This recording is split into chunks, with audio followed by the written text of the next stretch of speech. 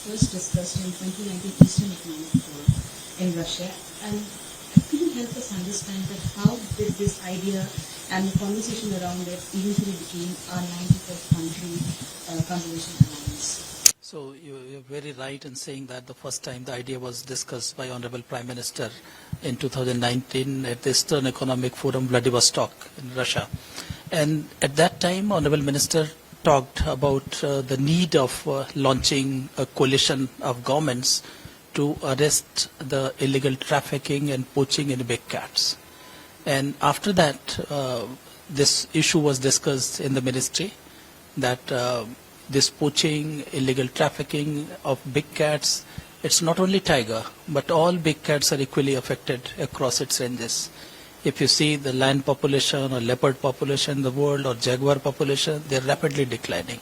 Now, one of the main reason for declining the population was poaching and trafficking in illegal trafficking in their body parts and all.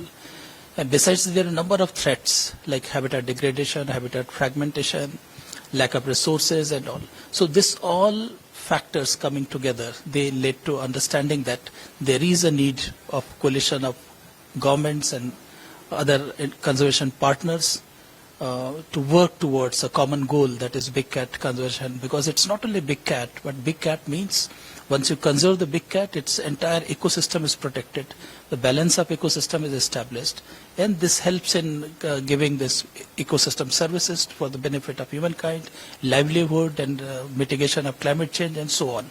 So on the name of big cat, the large habitats and their ecosystem, they are protected. So this all necessitated to think that there is a need of an alliance, and finally this alliance was, IBCA was launched by Honorable Minister on 9th April while celebrating the 50 years of Project Tiger in Mysuru.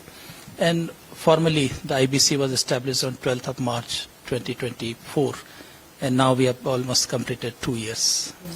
There are 25 signatory countries and 5 observers. So could you help us understand what is the role of the observers?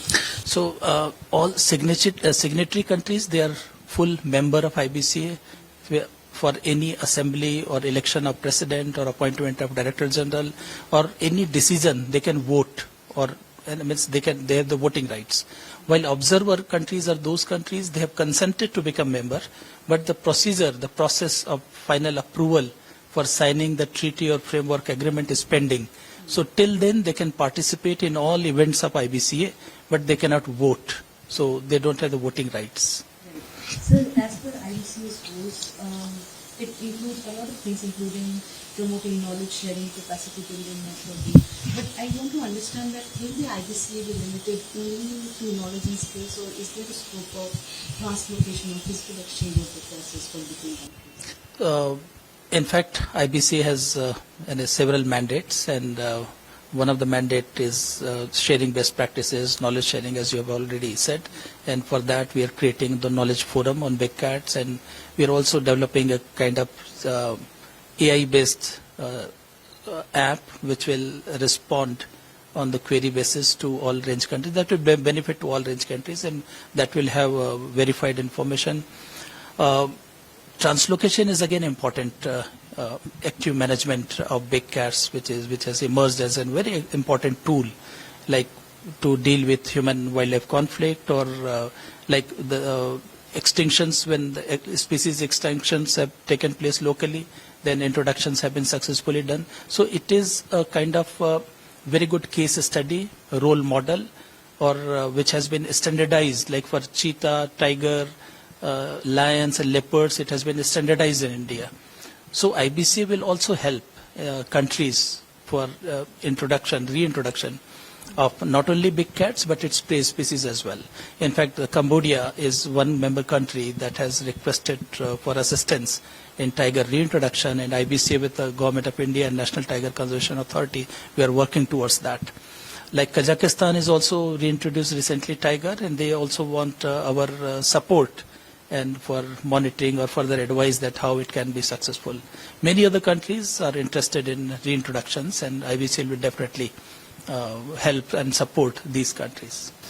Sir, previously while speaking with the where you said that communities are essential to conservation and no project can succeed without their support. What tangible opportunities does IBCA create for these communities? So IBCA will promote community-friendly ecotourism models where the benefit of conservation directly and substantially goes to the people. Involvement of community is very, very important because often I say that poverty lives in and around our tiger reserves or protected areas because there are hardly any employment opportunities, hardly any industries in such areas, and conservation becomes kind of employment opportunity and livelihood for these people. They work in patrolling, they work for habitat conservation and management and all kind of job. And ecotourism is another very good option which provides livelihood to these people. And they get employment not only as safari drivers or guides or trackers, in hospitality sector also they get a lot of employment opportunities. So livelihood becomes a very, very important opportunity for the local people in such remote areas where these big cats live. So this one aspect that you mentioned in the briefing also, that we often see big cats, certain reports we see that there are reports that big cats strange cleaning settlements sometimes. And what does this mean when it comes to their state of habitat? And is the IBCA, will the IBCA also look into issues? Yeah, straying of big cats into human-dominated landscape, I would say that it is one of the biggest challenge for a country like India, Nepal, and Bangladesh, and also for jaguar in Brazil and all Amazon countries, and for lion also. So it is a big challenge. But the use of technology, early warning system, proper compensation system, proper education and awareness of the local people, this can be handled very well. And in India, there are certain very good examples how to deal with such situation where big cats or tigers or leopards, they stray into human-dominated landscape. So there is a lot of learning from Indian experiences which can be shared with all big cat range countries in this aspect. So does that also mean there's some issue with the habitat, big question? There are so many reasons for dispersal of big cats into human-dominated landscapes, like it's a natural behavior also. Like take example of tigers. Tigers normally they give litter of on an average 4 cubs, and there is 50% neonatal mortality. So 2 cubs, they mostly on an average they survive, and they live with the mother with 2 to 3 years with the mother. They learn hunting skills and all wildcraft from their mother, and once they become adult, they are territorial animals. They establish their own territory. So how do they establish their territory? They indulge into conflict with the existing territorial tigers. If they win, they occupy this territory, and the old tiger that he disperses.